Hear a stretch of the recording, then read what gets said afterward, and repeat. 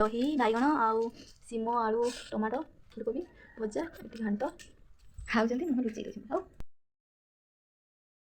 नमस्कार जय जगन्नाथ मैंने आशा करछि बहुत भलरे थे मु भी बहुत भलरे अच्छी। आज मु कौन रोषे करछि तो आपण मानक शेयर करी चलतु।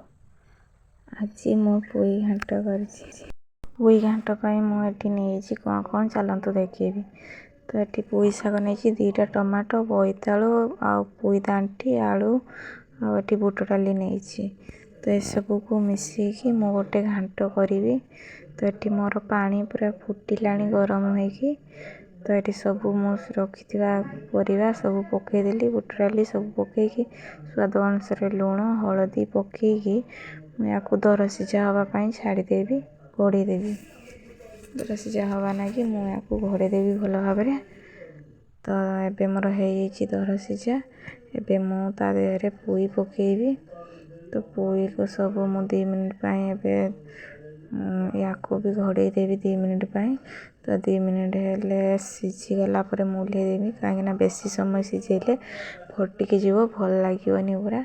एबे मु स्वाद अनुसार लुण देदेली शाग पकईली ना से लुण आउ टे पकईदेली। तो ये 2 मिनिट मु घोड़े देली एबे मोर 2 मिनिट हो। तो देखंतु 2 मिनिट होला पर मोर सिझा हो मु काढ़ीदेवी।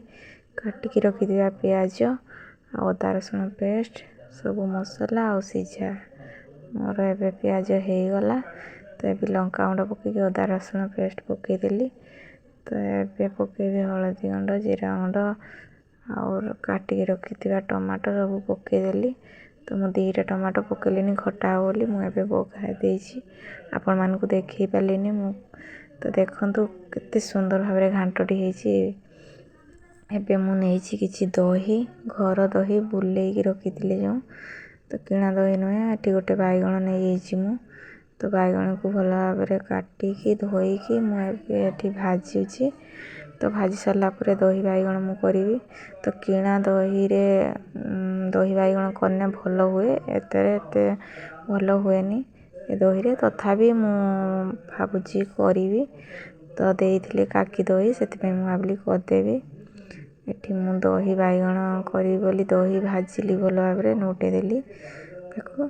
एबे मोर एठी नेइछि दही रे किछि बेसन अल्प नेइछि कहीं दही छिड़ी जीव से मु अल्प किछि बेसन नहीं गोलई देली भल भाव। तापर देखला बेलू सेपटे मोर बैगण हो सिझी भल भाव बैगण। तो सिझीगला आउ टिके ताकू भाजीदेवी भल भाव पुड़ीगला कहले भल हम। तो ये मोर भल भाव सिझी पुड़ी जाइए। तो ये मुझे दही ढालीदेवी रखी दही आ बेसन गोलैकी जो तापर ये हलदी किछि पकईदेवी यापर मु फुटिया छाड़देवी दही आ बैगण को। स्वाद अनुसार लुण भी पकईदेली। तापर फुटीगला मुझे तेल कड़ई पकईली। तापर 5 फुटण पकईदेली ये भुर्सुंगा पत्र कंचा लंका आ पियाज पकईदेली भल भाव पियाज हो गला मुझे लंका गुंड पकईदेली टे हलदी गुंड टे लुण पकईकी तापर मुझे छुंक देदेली। तो देखो ये मोर हो गला दही बैगण आमे एबे खाइबा। तो ये मुझे दही बैगण हो आठी फुलकोबी आलू सीम टमाटो भजा या देखी पालिनी या पूर्वर भाजी ये मोर घाट रेडी हो सारा मोर मुह नुचे दौरान हो ठीक अच्छे नुचे दियो। तो ये आम खाइबा। तो आपण मानक वीडियो भल लगे लाइक कमेंट शेयर सब्सक्राइब करदे। जय जगन्नाथ।